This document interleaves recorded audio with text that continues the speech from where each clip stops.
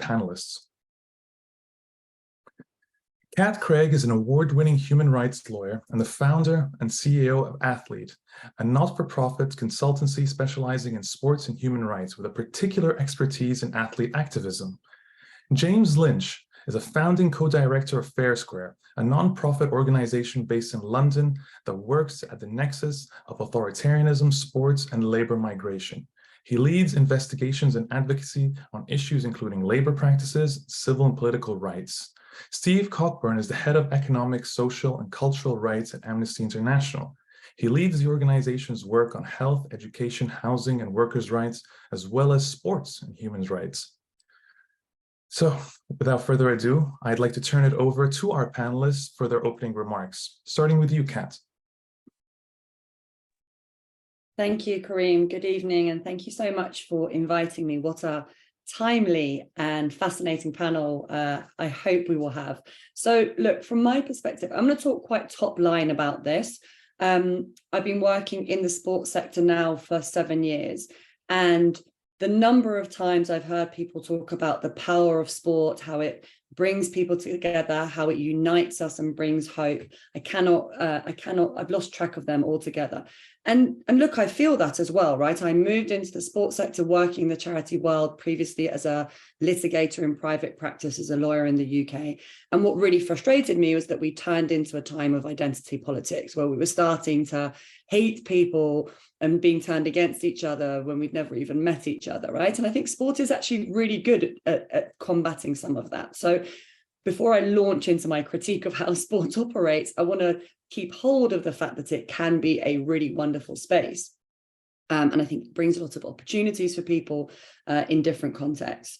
And those social economic benefits, I think, are often at the forefront of the minds of governments and political parties. But the power of sport also is really problematic. It's also where the kind of heart of some of the problems comes from, because the power is concentrated in the hands of a very small number of people. They have perhaps some of the greatest power that exists, which is to make or break the dreams of an individual, or even of a city or a country, right?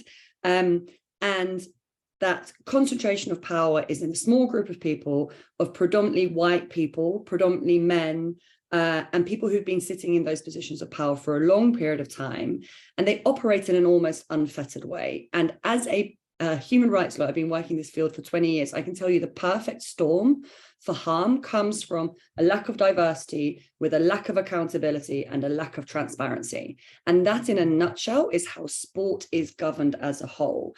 And I can talk to you about that in the context of representing national team players, women in football in countries around the world, where the people who were abusing them extensively led federations that had greater power than the sports minister, sometimes greater budgets than significant government departments, right? So I think there are a plethora of examples where individuals or institutions hold a phenomenal amount of power without any accountability. And for me, that's really at the heart of any debate of sport and human rights.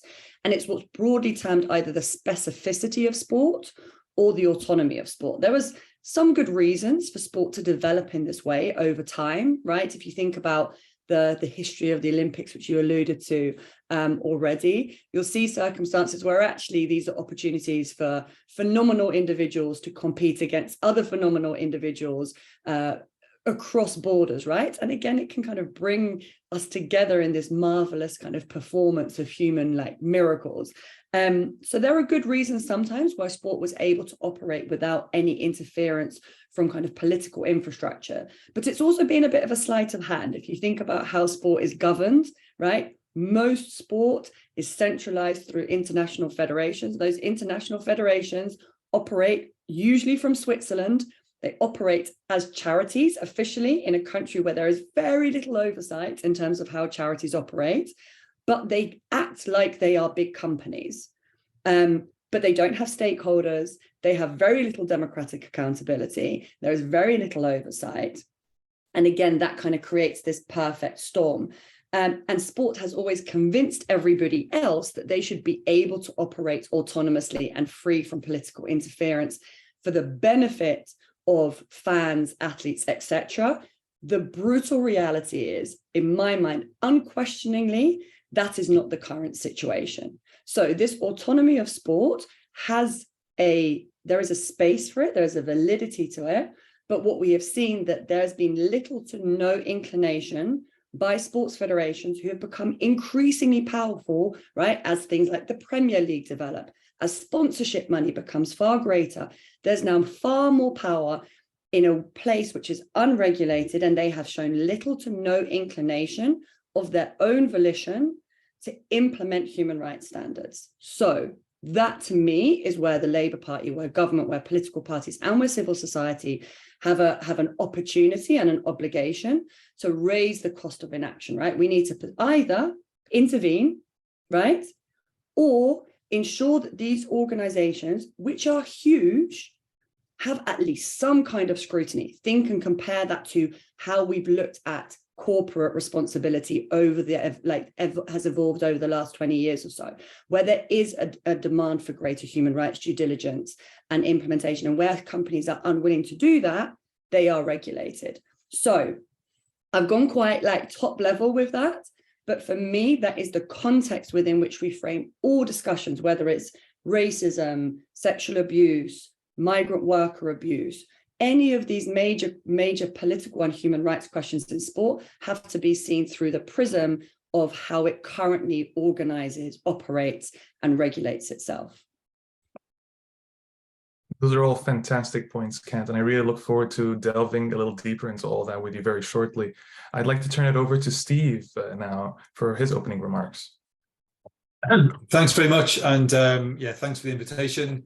As you mentioned before, I work for Amnesty, and I oversee our work on sports and human rights, which is definitely a growing body of work for us, a lot of which has come from our work on and the work of many other people on the Qatar World Cup, but goes well beyond that. I'm very passionate about sports and human rights. I'm also a Newcastle fan. That's a very awkward combination. I'm a Newcastle season ticket holder even, so it's even more awkward. And you feel these conflicts about politics, sport, and human rights in daily life and in daily conversations. A lot of people say that sports and politics don't mix. It's one of the most common cliches that you can hear. And I think, as Karim, you mentioned in your introduction, that's been untrue since the very dawn of the Olympic Games at the very first. And certainly over the last century or so, you only need to look at Hitler's Olympics or Mussolini's World Cup, or Amnesty started our work on sports and human rights at the Argentina World Cup in 1978, highlighting many of the human rights issues that are around then. And it's impossible to separate these things, because sport is so bound into national ambition, it's so bound into politics, it's so bound into our own cultural and personal identities as well. And so really separating these things is a lost cause. And actually, I find it very encouraging that we're starting to embrace this connection a lot more. I think over the last few years, the growth of this area of discourse has been huge, and sport has become an even bigger battleground for human rights and geopolitics, sometimes for good, sometimes for bad, and often in quite a mixed way as well. It's not always quite as neat and tidy as that. If you just look over the last year, of course, 2022 was bookended by the Beijing Winter Olympics and the Qatar World Cup, which were, of course, had many issues with each of them. You've seen over the last couple of years a surge in investment from Saudi Arabia in sport, some of which perfectly defensible, some of which extremely suspect, some of which raises questions for the future. We've seen live and difficult debates about the participation of Russian and Belarusian athletes in international sport. Not easy questions, not one where there's always a black and white answer, and where sometimes the rights of individual athletes might come into conflict with other human rights issues that people are raising, but ones that the sporting world has to navigate. There's also been, I think, some real reasons for hope. I think there's a real incredible growth of sports people in particular speaking out and becoming human rights defenders. They've become some of the most powerful, articulate human rights defenders in the world, with such incredible cultural reach, with authenticity. In the UK, Marcus Rashford is the example that we'll all go to. If you look in the USA, Naomi Osaka has done incredible things. Colin Kaepernick, of course. I love the story of Niels van der Poel, who's a Swedish speed skater who gave his gold medal at the Winter Olympics to the daughter of a Chinese activist who was in prison. And you only have to look at the Iranian national football team when they refused to sing the national anthem despite the threats they could face. They're showing the incredible resonance that such gestures can have by respected sports people. And this, I find, the actions and the words of sport reaches both the front and the back pages, which reaches entirely different audiences than many of us often do. And I think, the experience of Qatar is interesting in the sense that we know that the range of abuses that were uncovered during that, but we also probably know that the spotlight of the World Cup and the scrutiny that afforded did mean that we were able to expose abuses that may not have been exposed before, and were able to push for some reforms, debatable as some of them are, unimplemented as some of them are, but actually real reforms as well, and real changes that were there. And I think the other thing I find heartening is it does feel like there is a public demand for this. We Amnesty conducted a poll last year. We did an opinion poll in 15 countries of about 17,000 people, asking different questions about whether FIFA should compensate migrant workers in Qatar, whether football associations should speak out in human rights, and also what are the kind of key criteria that there should be when awarding major events like a World Cup or Olympics. And the scores were really encouraging for us. You had 3/4 of people supporting compensation for workers, less than 10% opposing. And out of a list of 10 criteria that we gave for what the most important things when awarding a major tournament, human rights came second, which I thought was very, very, after safety and security, which I thought was a very encouraging result. So there's I think something to really build on there. There is, I think, a danger that some of the sports and rights discourse becomes a bit of a culture war. I think sometimes it gets very simplified, it gets very polarized, and I think our job is actually try and move past that and actually be talking about the very practical and meaningful and more systematic things that we can do to use sport as a way to promote human rights and to make sure that human rights are respected in sport. I won't go into the detail now, but I do think there are a few different areas. One, I think, is about demanding higher human rights standards from bodies governing sports, whether that is in England, whether that's in the UK, or whether that is in those are largely domiciled in Switzerland, in terms of their human rights criteria. So, what are the criteria to host a World Cup? How are those bodies held accountable for that legally? What sort of corporate due diligence is put in place that's applicable to sports bodies? What legal standards are they subject to? And that goes to the heart of what Kat was talking about, that there is a place for neutrality with sport, but it's not above the law. It can't be above the law, and it's not above human rights standards. The second area, I think, is about supporting and standing up for sports people and athletes, and many different ways that can be done, whether that's about supporting their right to form trade unions and to speak for themselves, whether it's about providing asylum and support for sports people under threat, or about speaking up in solidarity. And then the third area is about showing an example. And we've got to be really clear that this is talking about sports and human rights is not just about the Gulf. It's not just about Qatar. It's not just about Saudi Arabia. It is also about when Paris holds the Olympics. It is also when the World Cup goes to the USA. And if the United Kingdom and Ireland are successful in hosting Euro 2028, then we have a role to make sure, and Labour Party has a role to make sure that there's an exemplar of a tournament, that is the most inclusive tournament that there ever has been, and that it is a tournament that respects the rights of its security guards and makes sure they're paid properly and got decent conditions. And all those issues, it's just as important here, and this is a genuinely global issue. I will stop there. Thank you.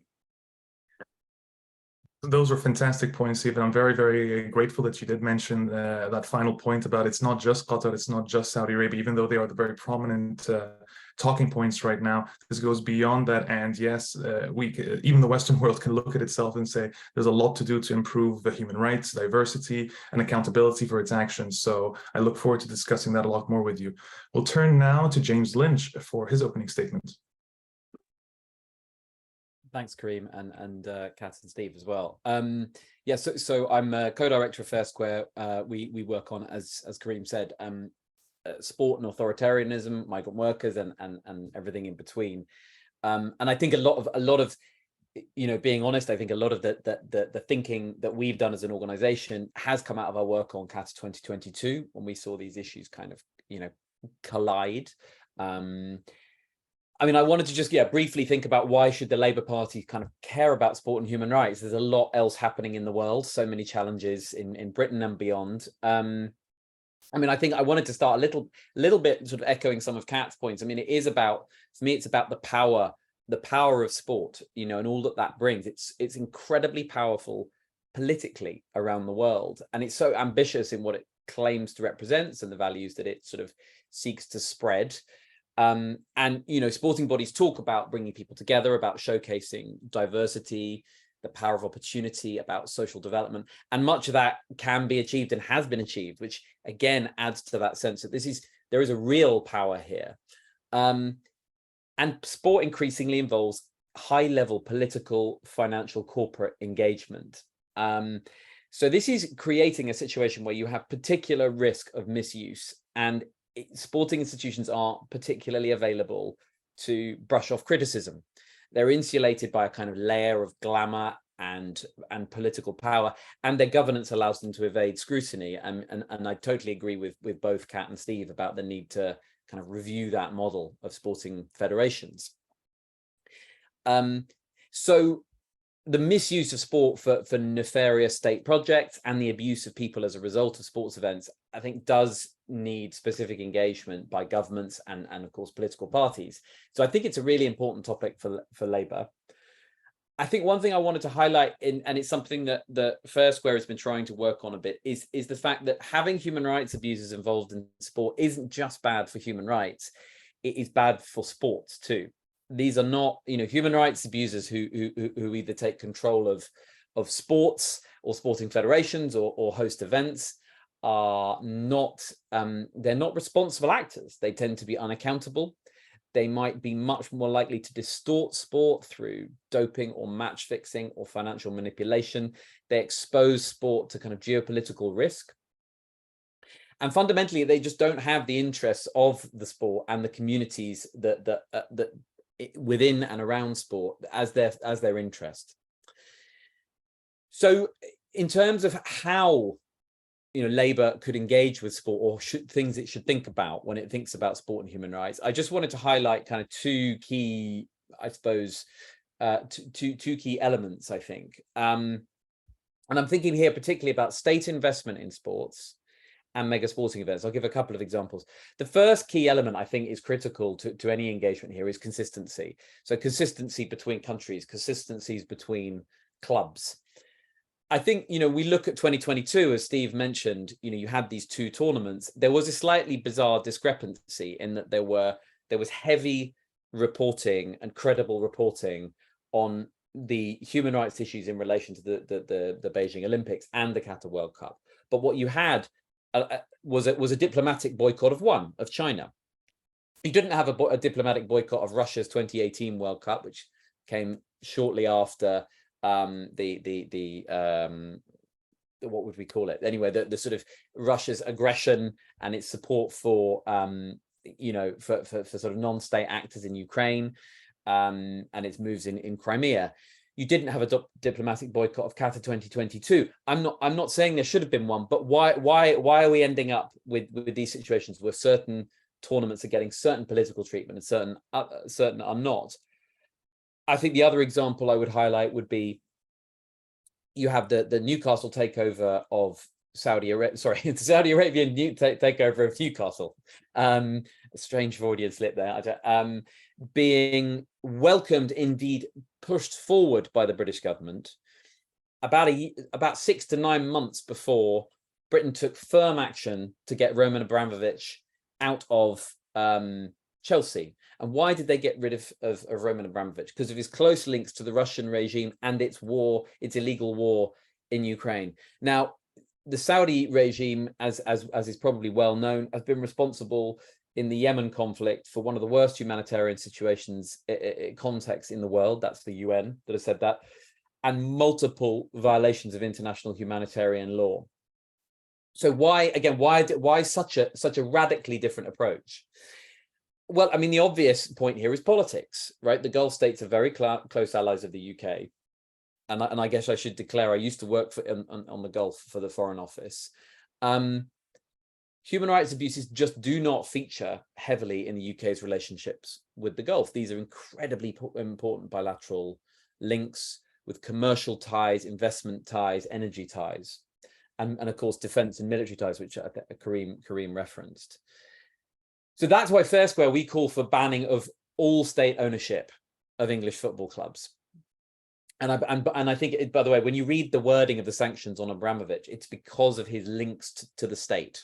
That's the issue. So essentially, it was essentially judged that it was a quasi state ownership to some degree. So that's what we would call for the banning of all state ownership. We would say state ownership is inherently a problem for human rights. Whichever state was to purchase a club in England, only autocratic states can buy football clubs. Democratic governments are never going to be able to use sovereign wealth for this purpose in the world we live in now. If the Norwegian government tried to use its sovereign wealth fund to buy Manchester United, it would be voted out immediately. So we're talking about getting rid of all states, which effectively means autocratic states, from English football. So you need clear legislation that's sort of non-discriminatory. That's how you achieve that, rather than kind of individual action when there's a crisis. And I guess, we've obviously called for the British government to do that, and it's not in the white paper. So there's a way to go before that conversation gets any more serious. So consistency, that's my first sort of element I wanted to highlight. And the second point is kind of credibility. And I think for any, government or political party engaging in these issues, I think this has to be an evidently serious engagement.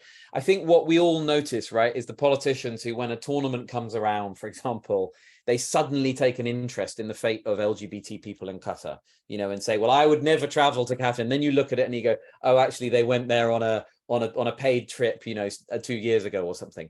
So I think it looks like it feels and looks and probably is a bit opportunistic if you kind of don't engage. So these has to be serious early engagements where there's proper engagement with the groups and individuals who are working on this, who are affected by it. So listen to what civil society is saying. Listen to the credible media who are looking at these things. Listen to the affected people. Speak to, for example, workers or communities who've been, communities in Brazil whose homes have been moved as the result of Olympic developments, for example. I think the risk here is that often when policymakers and politicians have a concern about particularly mega sporting events, what happens is that they're told to speak to the organizers. So whether that be FIFA, the IOC, UEFA, etc. And then what happens is they're told to speak to the host governments. And it's obvious that what you will get is the picture that they want you to hear. And I think Qatar 2022, we saw, a very strong case of very powerful public relations from the government. Steve mentioned there were some reforms, and I wouldn't want to downplay, the meaning of those, but as he said, really serious problems with implementation. So the government had this very powerful narrative of progress, but increasingly, as the tournament got closer, that increasingly didn't match reality, and Amnesty's reporting was crucial for this. And I think what became one of the most disturbing elements of the 2022 World Cup was the revelation after the tournament that some of the key political actors in Europe that were making the case for progress, that progress had been achieved, and everyone should get off Qatar's back, they were allegedly receiving bribes in order to do that. So we're talking about senior members of the European Parliament. This, in case you're not aware of it, this is called Qatargate, this scandal. So anyway, so going back to that point of credibility, it's early engagement, and it's really looking at the realities and impacts on affected communities from their perspective, and trying to avoid just taking the answer that kind of makes you feel comfortable, because these are uncomfortable realities.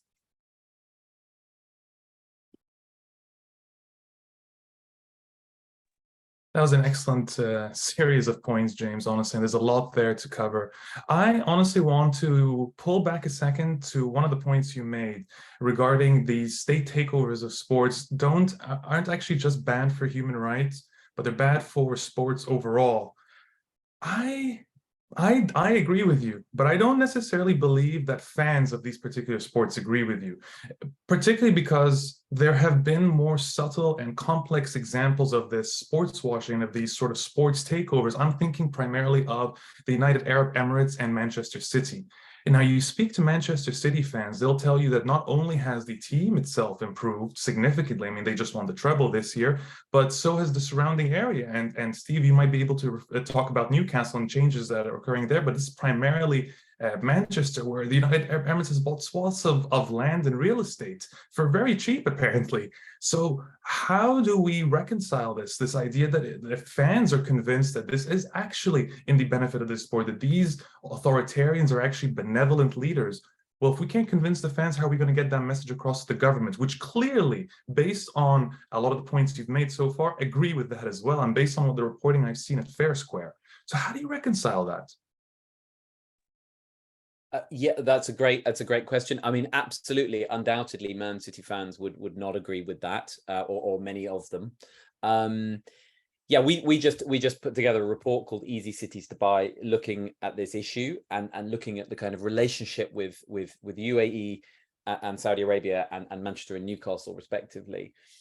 I think the point is you could never really, if you're seeking to make the case that this is not good for sport, the point is you can't ask the fans. It's not really fair or realistic to ask the fans of the specific team. You have to look, I guess, across, for example, the Premier League or English football to get a real sense of that. And I think the most obvious, question marks around the most obvious example of that is the current Premier League investigation into financial fair play at Man City, where it looks very much the fact that you have a state-owned entity which is well able to disguise the source of its funds, puts the league, the credibility and the integrity of the league at specific risk.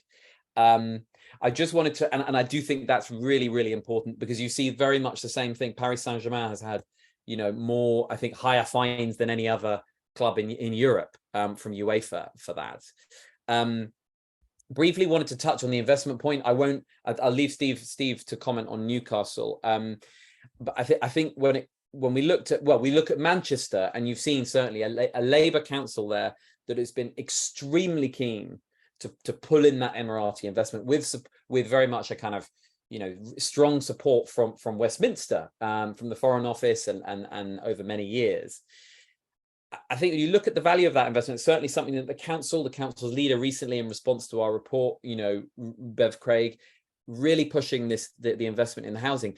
I don't think it's as simple as that. I think the problem is, if you look at what the answer you tend to get is, look at what was there before. This was a kind of desolate, deindustrialized area, and look at what's there now. I think a better question is what could have been there. And there's been some really impressive research done by Manchester researchers looking at, as you say, how much was paid for that land. What's the council got in terms of value for money? What have the citizens got in terms of value for money? And there is a strong argument that this could have been a much, much better deal. As it is, the profits now are all going to offshore accounts in Jersey. That's sort of the United Arab Emirates strategy, isn't it? I mean, they did the same thing in Chicago, where they bought up all the parking meters and are currently profiting off them. They still have those parking meters on lease for the next 67 years, and they're already turning a profit on it. So it seems like a really bad deal for Chicago. But back to this, Steve, what do you think the future holds for Newcastle United? Do you think Saudi Arabia will take a similar approach that the United Arab Emirates has taken here? I don't find them to be a one-for-one, but I'd like to hear your thoughts as a Newcastle United fan. Yeah, so in the short term, you will struggle. You'll find many Newcastle fans who are uncomfortable with it, but you won't find many who outright oppose it. You'll find many who are extremely excited about what's happening to the club right now. I live in Newcastle. It is an exciting place to be with the football, and it hasn't been that way for a very, very long time. And I think people also do And it's interesting that, you know, that they're investing in the women's football team, which is maybe not something you'd imagine. There are rainbow flags at the stadium, but this is partly what sports washing is as well. I mean, the success of Newcastle is essential to the success of that project. But you know, so you know, in the short term, the support is certainly there for that. If that was happening to a different club, I think you get a different answer, of course. If this was happening in Sunderland, I think Newcastle fans would have a very different point of view. And I think that's the point. These state ownerships they might be quite good for the team in the short term, the team who's invested in, but I think if you take a step back and look at the game itself, I think it becomes problematic because of, one, the inflationary pressures on the game. Now, you can see what happened to transfer fees when Abramovich came in, and that's led to escalated even more with Man City, and that may well become the case with Saudi Arabia. There's obviously financial fair play restrictions, etc., in the short term, but the inflationary pressures are huge. It does mean that you need to be a state to buy a big club. It also means that you know, the competitive balance within the league is poor. I mean, Man City have dominated, but you could end up having the league essentially dominated by clubs who are owned by states, and that feels like the direction it's going, and that doesn't feel good for football. And I think the other fear is, I think that the model of multi-club ownership is growing so much. So Man City, I don't know how many it is, but they've got dozens of clubs. Saudi Arabia is looking to buy a couple of clubs as well. And I think there becomes an issue about integrity in the game as well when you've got. I just saw that Al Saint-Maximin might be sold from Newcastle to Al Hilal, two Saudi Arabian PIF-owned clubs. And you think, okay, I mean that's not the first. That's happened for another multi-club ownership type of things as well. But this sort of thing, it doesn't feel right. And I think there is a danger that if the governance is not sorted out soon, this will become a big of a mess, and it'll become far too expensive to fix. Because you know, I completely agree. I think there shouldn't be any state ownership in football, and I think we should find a way to do that. I don't know how you deal retrospectively with what's going on. I genuinely don't. I think that's the biggest challenge to work out. So you know, what I do say to Newcastle fans who obviously are many of which are very supportive of it. You know, one is, it's fine to support the club, but we should be still using that as a way to talk about issues. That doesn't mean for every game that's all we can talk about. We've got to enjoy our game as well, but we do have to, talk about these issues as we go. We also need to be careful about kind of the longer term future of the club. It does worry me that Newcastle is a pawn in someone else's interest rather than our own club's interests. If Saudi Arabia gets bored of the sports strategy, what's going to happen to us? If we become a puppet for another club ahead of us in the multi-club pyramid, what does that mean for us? If football is no longer the thing they want to invest in, and it's golf, what does that mean for us? It feels great right now for a lot of people in terms of the investment. It feels very unfair, I think, for the rest of the league, but it doesn't feel like a sensible long-term strategy. And I think Chelsea's kind of experience is a telling one, I think, as well. Yeah. And that's fascinating, because I don't think this simply just affects individual teams, but we can break it down to its impact on athletes individually and how that has an impact on the sport as a whole. Kat, I'm thinking of a story right now of Jordan Henderson, the captain of Liverpool, being reportedly, or at least a negotiation is in process for him to move to Al Ittifaq in Saudi Arabia to work with Steven Gerrard. This has led to probably the biggest backlash I have seen yet of any individual athlete. The reason primarily is because Jordan Henderson is such a socially conscious player, and he's been so proactive in speaking out on human rights issues and for social issues and LGBTQ plus rights, for instance. He's been very prominent, and it does feel now that he will be muzzled, or worse yet, some people are considering it as a form of hypocrisy. So he was willing to speak out, but when it was finally time to make a decision between money, Saudi Arabia's money, and his values, say, he chose the money. This has been the interpretation. What I think is even more insidious is the fact that Saudi Arabia appears to have non-disparagement clauses in its contracts. This has been apparent. It's been just recently discussed in the US Senate with regards to the PGA Tour and Live Golf. Their framework agreement included, after a third revision, a non-disparagement clause. I've done reporting for the New York Times that shows that there's a non-disparagement clause in Leo Messi's tourism contract with Saudi Arabia. I almost have no doubt that there will be one in Jordan Henderson's contract if he chooses to move. How do you think this sort of recent development, this sort of Saudi feeding frenzy and other ones, of course, is impacting individual athletes? I think it's a really interesting question. And I think Steve touched on this. There's some nuance here. I think the research that James mentioned is really, really important around what could the alternative have been, right? Because I think it's very easy to pick out some of the positives of some of these purchases. And it's true, it's the same with City, right? You cannot deny the fact that, for example, their women's football program is infinitely better than United's, right? Like they are incomparable. And that investment has been made in a way that has had a positive impact on the WSL as a whole.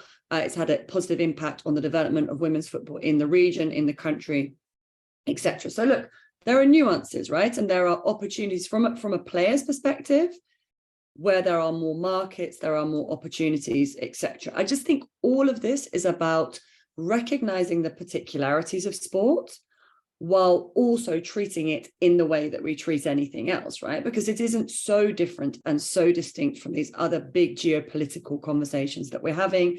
James touched on it. Years ago, I worked in Yemen. I saw the impact of Saudi foreign policy on Yemen and Yemeni people. And there's some of the most horrific human rights violations I've seen of 25 years working in war zones on the ground. So that did not put off the British government from selling arms to Saudi, from cooperating closely with Saudi. So, I mean, I think we need to be realistic in terms of where sport fits into this. My view is more that we mustn't forget sport when we are looking at these broader debates, right? So, and to come back to just the previous discussion around, is it good for sport? You know, and James said it's not just that it's not good for human rights, it's not good for sport. I think the Premier League takeover of the clubs, the takeover of Premier League clubs is a perfect example of that. Of course, Man City is better. Of course, Newcastle's going to be better with this money. I manage a semi-professional men's team in my spare time. I run a community-owned football club. That type of money is life-changing. Of course, it helps. But it's not whether it's better for performance, right? That's a very complicated thing where people spend millions in terms of improving performance in 1% here or 1% there. The question is whether it's better for sport. Do I think Man City winning the treble, and I'm not being bitter because I think they have a brilliant management team, they have brilliant players, best players. I mean, they've got players on the bench that other teams would have in their starting 11. That's crazy. You can't have that much depth in the squad, right? It is not good for the game when you so brutally dismantle financial fair play rules so that basically the rules of the game no longer apply for you. That is not good for sport. Is it good for Man City? Sure. Is it good for City fans? Sure. Is it good for the Premier League? 100% not. Even if you take out human rights and you just look at it straightforward from what is the principle of sport, it is competing on fair and equal terms to look at who excels, right? And I just think that you cannot convince me that City has performed within those rules anyway. So look, beyond that, I think these are kind of longer term questions. We have to see these things in the context of any other conversation. Yeah, I get it. I get the irony around Henderson and the kind of perception that is a little bit that he's speaking out two sides of his mouth. I mean, I always get a little bit frustrated when we start pinpointing on athletes and like allocating them to a hypocrisy to them, right? Whether it's like speaking out on refugee issues, or, you know, you should give away X. Talk to the bankers. Honestly, like, I'm not saying Premier League male footballers do not get paid a ridiculous amount of money. Sure, that's market capitalism for you. If you want to take issue with it, take issue with it in the context of excessive capital and excessive earning in every single industry. And I'm sure if you line all of it up and you line up all of the high earning dudes who are hypocritical and don't walk the talk, like Henderson's. I mean, I'm going to be honest. I'm not a Liverpool fan. I like Henderson. I think he's a great player. Seems like a nice dude. Everything I've heard from working with people who've played with him and who've coached him, he seems like a great guy. Do I want people like that who I think have influence to go to a place where, let's take out whether or not it's good or bad that Saudi is developing this league. I actually think there's pros and cons to it, right? And from the players' perspective, there are incredible opportunities there. There are opportunities for women's sport to develop, et cetera, in an ironic way. They are investing a lot in that. right? If you look at the pipeline of talent for women coming from that region and the opportunities that football would present to them, the opportunities that they will have to gain platforms to tackle issues, in theory, all of this could also have positive benefits. But the perspective, the idea of having someone so influential, plus, and it's exactly the point you made, Karim, the non-disparagement clauses, those are the issues, right? Then we start stripping away free. We then have hyper commercialized sport, overlaid with a total lack of accountability, because that's how sport is governed, plus a lack of free speech. I mean, that's really problematic from a human rights perspective. And you've mentioned that this fascination with this is not really limited to an individual. It would be for calling Jordan Henderson hypocritical, or I mean, that's just on an individual level. We can talk about, as we said, the sports organizations, or we can even talk about entire governments. I mean, the United Kingdom is among the democratic nations that's enabling and empowering various authoritarian regimes. I mean, these include Bahrain, the United Arab Emirates, Qatar, and this comes through, among other things, arms export licensure. I mean, Qatar got one of its shipments of, Eurofighter Typhoons, I think, from the United Kingdom just a few months before the 2022 World Cup. What doesn't, if that's not hypocrisy, then I don't know what is. So we come to that and we have to think of, well, how can the UK and the UK Labour Party as well really reconcile the fact that it is propping up authoritarian regimes while at the same time proclaiming that it has these human rights values? It's a very difficult situation to balance. I mean, what do you think about that, Steve?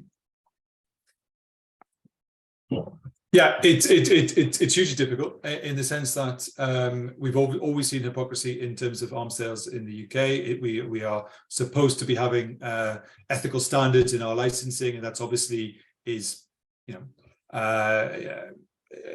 ignored when it comes to big strategic players, partly for strategic geopolitical interests, partly because of domestic economic interests as well in terms of the support to the industry. But we are certainly not doing what we are supposed to be doing according to the legal obligations we've signed up to in the Arms Trade Treaty and in our own legislation. That's very clear. I think the challenges that governments often face, and the UK government faces, is how to break free of that dependency, because people do feel in a bind. I think governments feel in a bind that they can't say no to the next arms sale because that affects jobs here, but it also affects diplomatic relationships, or they can't publicly criticize a state from which they, needs to import so much oil and gas. And you could really say, I thought it was quite interesting in the run up to the Qatar World Cup in the year since the invasion of Ukraine, you could see the change in the attitude of both countries dealing with Qatar and Qatar itself. You could see the power relationship changing dramatically because suddenly everyone needed that gas. And so there's a longer term thing I think is really important. I think countries will always be in these binds unless there are strategies to free ourselves of this dependence, whether that's our own energy sources, but also diversifying our industries.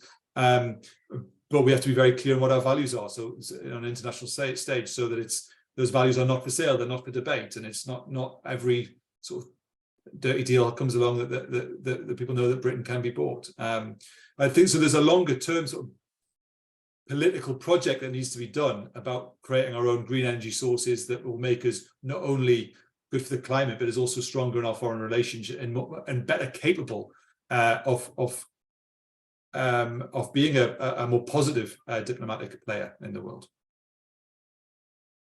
I think those are all excellent points, but I wonder whether Britain actually can be bought.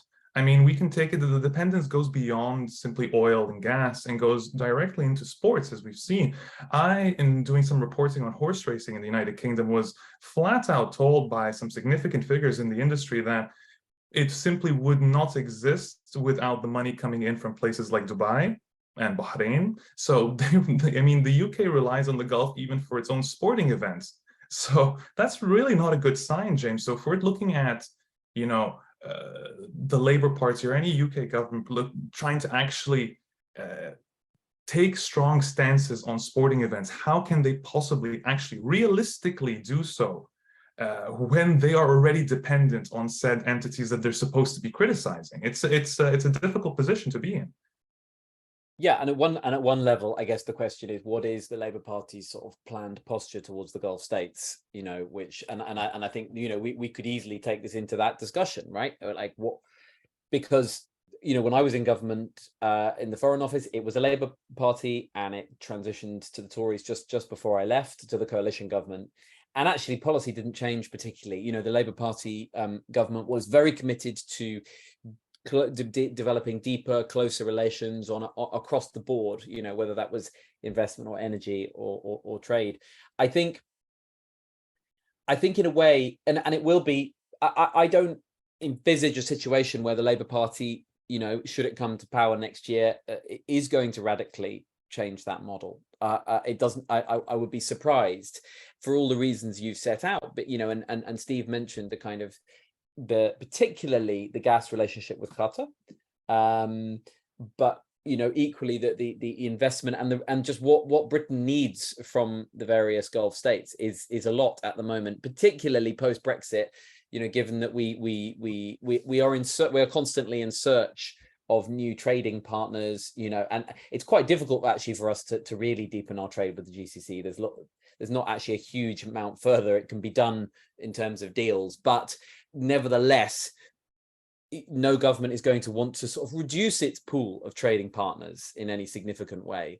And the defence trade is obviously has a kind of outsized political importance because of where it sits in government and because of its importance for the UK's own defence industry. I mean, I think one of the things that's not well understood, a little bit like your racing example, is that Britain's own defence industry, you know, would struggle to kind of maintain itself were it not for sales to Saudi Arabia.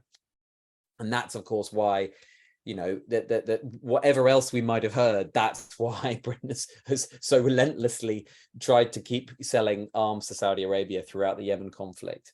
I think maybe, again, this highlights the need for consistency. So I think the way you can somewhat insulate here is by having a broader policy that isn't about the Gulf, that it's about how you relate to sporting, but it's how you relate to attempted state ownership. It's about how you relate to mega sporting events, to sporting institutions, to have some clear policies so you can say, look, this is what we would do whoever's hosting the event, whether it's China, whether it's Russia, whether it's Denmark, you know, and whether it's our own, you know, competitions. That's the way that we can, the Labour Party could, you know, have more of an impact. If you try to, I think we would be very unrealistic to expect that Labour would have specific policies aimed at Gulf states and you know, somehow kind of reducing their influence on sport or stopping them hosting mega sporting. I don't think that's the right approach.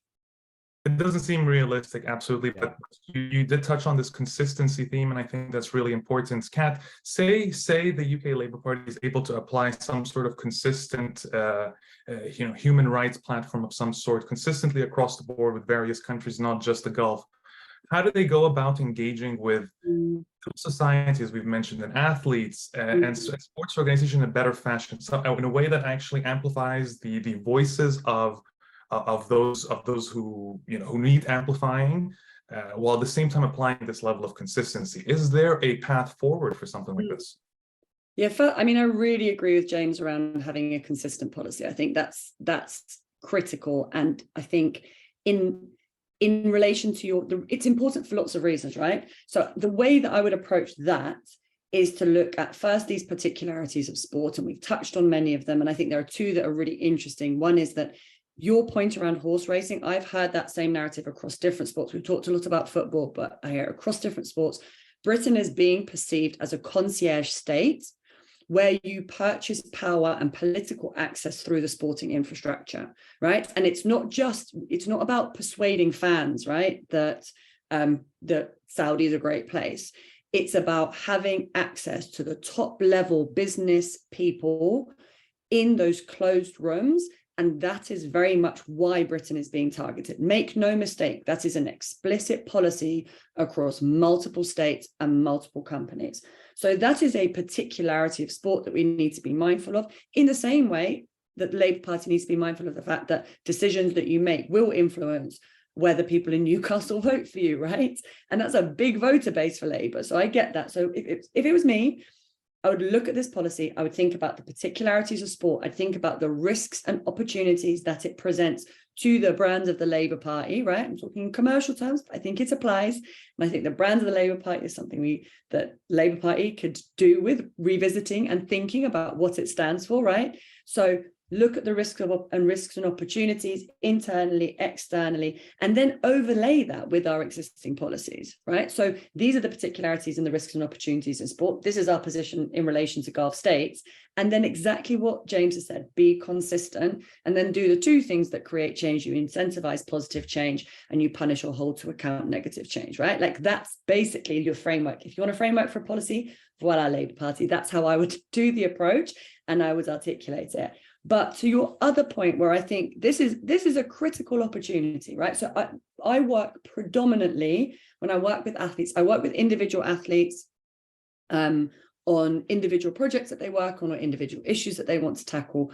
But I work a lot with unions. There is a global professional footballers union that represents 65,000 male and female footballers around the world. And it's not the top earners who need help. There are people ultimately, right? When we talk about elite sport, these athletes are workers and their workers' rights are being fundamentally violated day in, day out in so many different ways.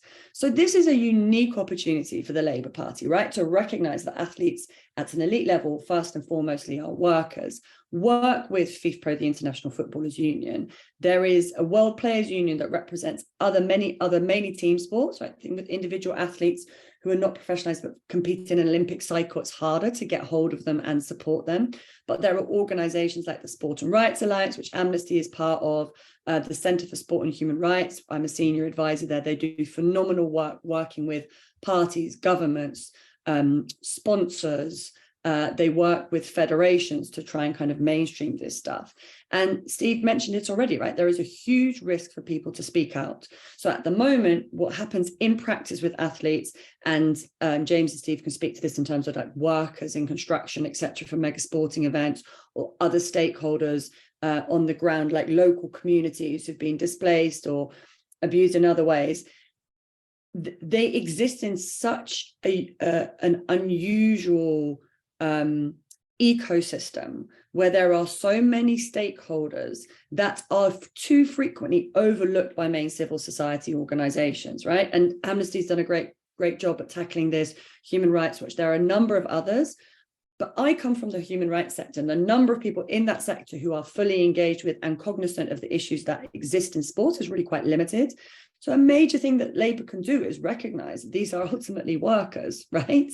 And that those concerns that exist in the elite level of sport are workers' rights. And there's a question in the chat from the brilliant Liz Twyford who is asking about children's rights, which is slightly different, but they're similar, right? You look at, for example, No Hunger in Paradise, the Michael Calvin book about how children are treated in elite footballing academies. I would say outright, in my experience, both with working with athletes who experienced emotional, physical, sexual abuse and psychological abuse, but also just the way that we socialize, in particular young men, the impact that has on their mental and physical well-being and the roles they subsequently play in society is incredibly abusive. So across those levels, I think there are lots of good organizations, including UNICEF UK, that Liz is part of here, that we can work with. And I would really encourage, as we go through that process of designing a policy and thinking through a consistent approach that is overlaid with our approach as a Labour Party elsewhere, that we engage with civil society and consult those who are most directly affected. And I think as a process, that means that we will get to a position that is far more defensible and in line with our broader principles. Those are all excellent points, Kat. I want to take a moment to go back to one of the things you said in your opening statement, and then move the question forward to Steve and James, which is you really made a point about the power of sports and how that can be problematic and how it's concentrated in the hands of a few. And in a lot of those cases, they control the futures of individuals, entire cities even. Many of these people with this power are white and rich. And this, in the end, leads us to this other point about, a lack of diversity, lack of diversity and a lack of accountability and a lack of transparency within sports, what you call the autonomy of sports. This is a major issue that we still haven't really gotten to the crux of here, and how we can or how the government, the Labour Party, can create any form of actual regulation to attack this specific issue in sports. Because until we deal with these, well, really, for lack of a better word here, mafias that run sports, things like FIFA, how do we actually lead to any significant change? I understand that there's the bottom-up approach, and that works great.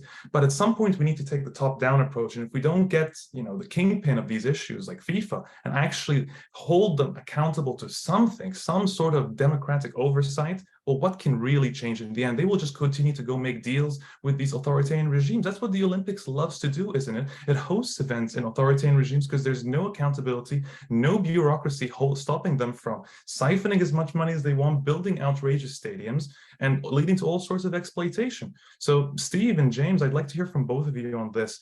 What can really be done to change this situation? Like what actual regulation, how do you approach a topic like this?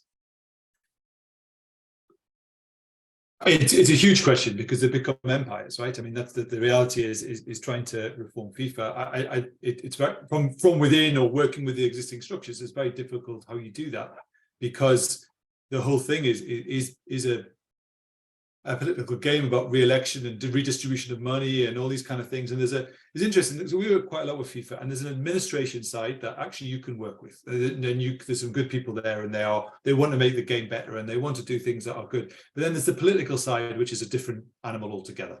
And I think the key problem you touched on is there's not really accountable to anyone, or the people who are accountable are part of the same system. I think there's a couple of things here. One, I think you can try and make the system a bit better through the sorts of human rights criteria that around hosting for World Cup. So, for example, for the 2030 World Cup process, we've been calling for, and we believe this will happen, is that when countries bid, there will be an independent human rights risk assessment of the country. Each country will have to put forward a plan about how they are going to mitigate those risks or prevent those risks. And then there should be monitoring of that throughout, and that should be part of the decision-making process about where games are awarded. That's a good thing. That is a genuinely good thing. If that had been in place before when the Qatar World Cup awarded, either it wouldn't have been awarded to Qatar, or Qatar would have had to make commitments on labour rights and many issues much earlier on, and we could have had much more progress. So I think that is a good thing, and I think FIFA actually were ahead of the game on this, because they were caught up in so much scandal and they were dragged there. The IOC have announced the same sort of process as well. It's a slightly different process, but they've also now got a human rights framework. And I think those are useful tools to work with, but I actually think we need more than that. And I think there is definitely a risk of allowing these bodies to govern themselves and be completely above the law. What I think is really important, which I think is quite an interesting opportunity, is there's EU-wide directive on corporate due diligence that should be coming in a couple of years.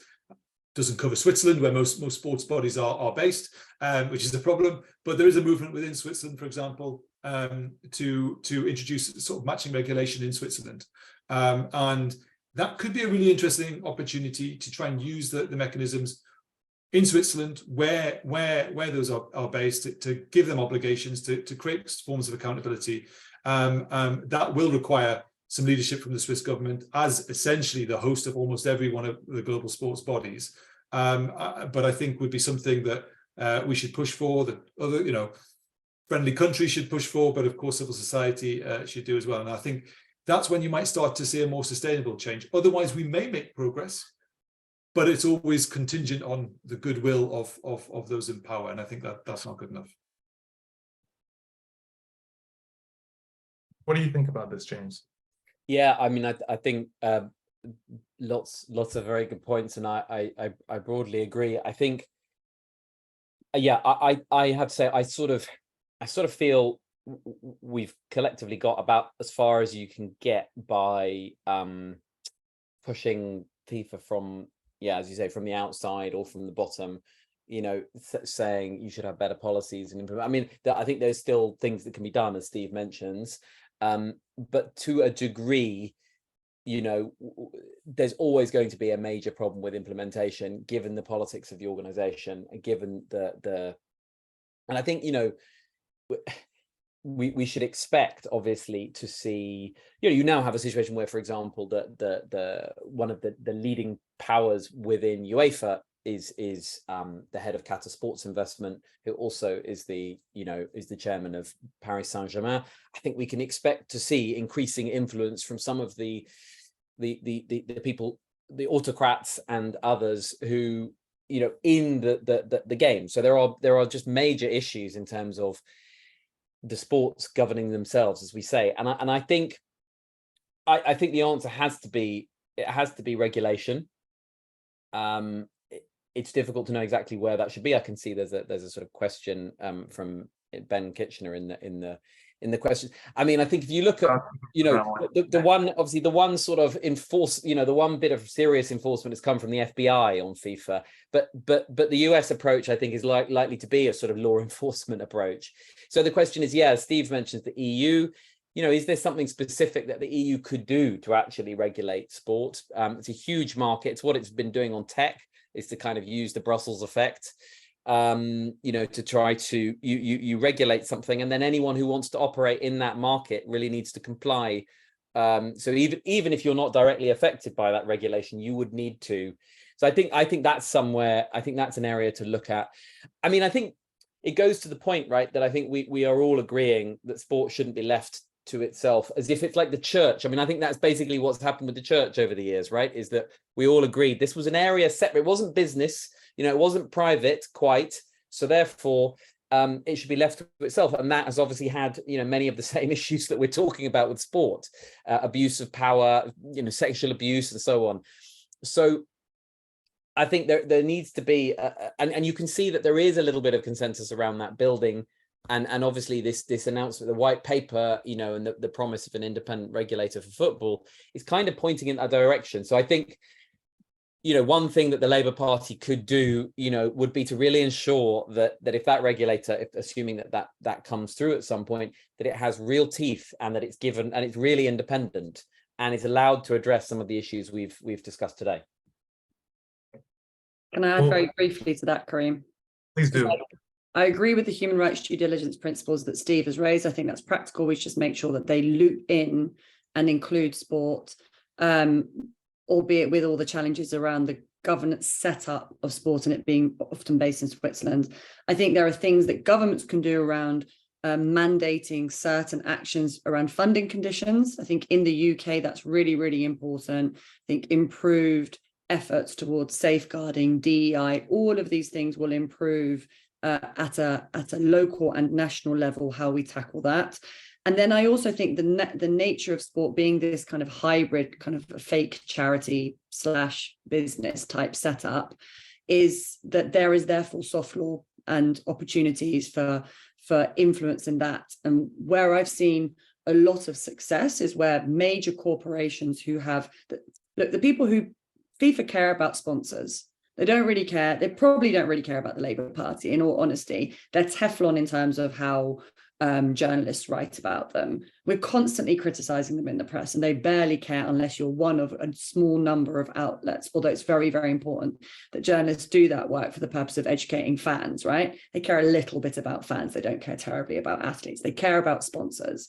And there are a number of major sponsors who are further along that conversation around human rights and have their own human rights due diligence and such big brands and are directly kind of consumer-facing brands where they do care about the increase of appetite in kind of purpose-driven products, for example, right, from their fan base and their consumer base.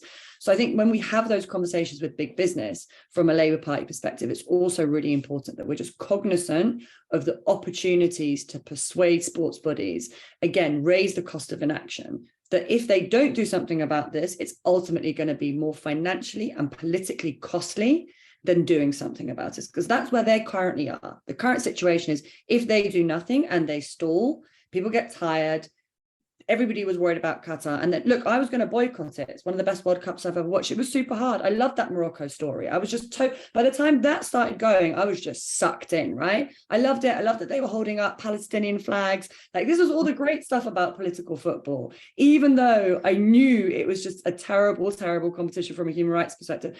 I couldn't help but get sucked into like the story of the underdog. So we just have to fold these conversations and these reflections into human rights due diligence, funding mechanisms, and then kind of the soft law political conversations we're having with people. Yeah, that's really a fantastic response there. Your candor and is really wonderful there to hear, Kat. So we're left now with just a couple of questions. I've seen that you've responded to several of the questions in the Q&A right now. So the ones that we are left with are the ones I'd like to address here, since we only have a few minutes left. And I'll start with Ben Kitchener's question. On an international level, what organizations do you think would be best placed to pass global legislation oversight on sports?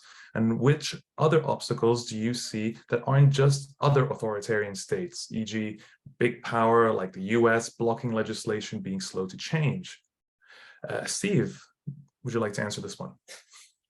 I was hoping you were going to ask someone else first, to be honest. My own, I can ask somebody else. Yeah, I mean, the honest answer is I'm not entirely sure, because I'm not sure there is this ecosystem that works. You've got, for example, the Olympic, the Olympic is the kind of the whole overseer in some vague sense of a lot of international sporting federations, but when I see how they operate, it's very, very loose, and it's very, very weak in terms of how they apply their human rights frameworks or other frameworks through different sports. It's quite a fractured system that I don't fully understand. I'm expecting Kat to give the perfect answer to this one, but that's why I kind of came back before about the idea of legislation in Switzerland, because I think there is an opportunity there. That's not an international body, and it's uncomfortable that it's Switzerland regulating for the whole world. But that is where they are clustered right now, and there is a responsibility there that can be done. And we do have to make sure that that this is not, there's not Europe owning sport either. I mean, we have to make sure that's not the case as well. But if it's about applying human rights due diligence standards and having a system of accountability that is not a completely separate thing, then I think we should look at Switzerland. There was actually an interesting ruling last week on the Casa Semenya case, which well, the time to go into it now, but I think was in terms of, it kind of asserted the right of the European Court of Human Rights to talk about human rights issues related to sport, which often have just gone through what's known as the Court of Arbitration for Sport. It's sport's own legal system, and I think there's something interesting there. If some of those barriers are breaking down, that could be something we should look at in the future as well. I don't know how that will play out, and I think a lot of people are looking at that to see what the angles are, but there are more possibilities emerging than there have been in the past, I think. I think it casts as its own discussion, to be honest, because we're talking about the issues of transparency and accountability in sports. Well, it's one of its own governing bodies is supposed to be in charge of stuff like this. Is extraordinarily secretive. So really, there are plenty of obstacles ahead, as you've astutely pointed out here. So for a bit of a different question here, and I think to close us out, Kat, would you like to answer this one about what are some of the child's rights issues in sports in the UK, and where might the government focus to address these issues? I'm so inclined to ask Liz to answer her own question because she's the expert on this. But Liz, let me start us off, and I think it's really helpful to just remember we've talked a lot about mega sporting events, we talked a lot about really elite level sport, and I think it's easy to focus on that too much. Look, ultimately, I think I see this at a child rights level. I see this in two different ways. We've seen a lot of examples of these really extreme child rights abuses that have occurred in the UK, right? So it's also very easy to talk about this in a kind of foreign land, but in reality, there are very serious issues that children face. And the unique nature of sport, in particular, the pyramid structure of sport, we have a very large group of people competing, and then a winnowing of that group into a very small number of elite spaces with gatekeepers at the point in the middle where they have to have often kind of subjective measurements on whether or not someone progresses, create a unique setup for all kinds of abuse of power. We have seen that in particular in the context of sexual abuse. It's an area I work in a lot, so it's the one that's at the forefront of my mind, but it more broadly, right, creates toxic cultures where young people, and I think this is the real risk in sport, where young people are taught unhealthy power intelligences, right? Unhealthy relationships with themselves, with their body, with performance, with success, right? Unhealthy relationships with adults, maybe a single coach who they fetishize as kind of like this person who they want to be like, but who also acts as their kind of pseudo therapist, a parent, all of the risks around grooming and isolation that exist. It's really tricky. But again, I'm a football coach, right? In my spare time, I work with adults, but I work with really young adults a lot of the time. When you reach my age, you know, an 18-year-old feels very much like a child. And under the UED rules, you know, you look at why people are classed as youth up to 25, you really start realizing why that is. All of the things that can make these dynamics really, really positive and can help young people develop key social and emotional learning skills also create risks. And again, I refer to that No Hunger in Paradise. I think there's so much interesting stuff in that book. And then I just think there's kind of, again, the broader issues that young people face with a lack of access, right? Where there are through intersectional dynamics and identities around class, race, gender, geography, sexuality, all of these things.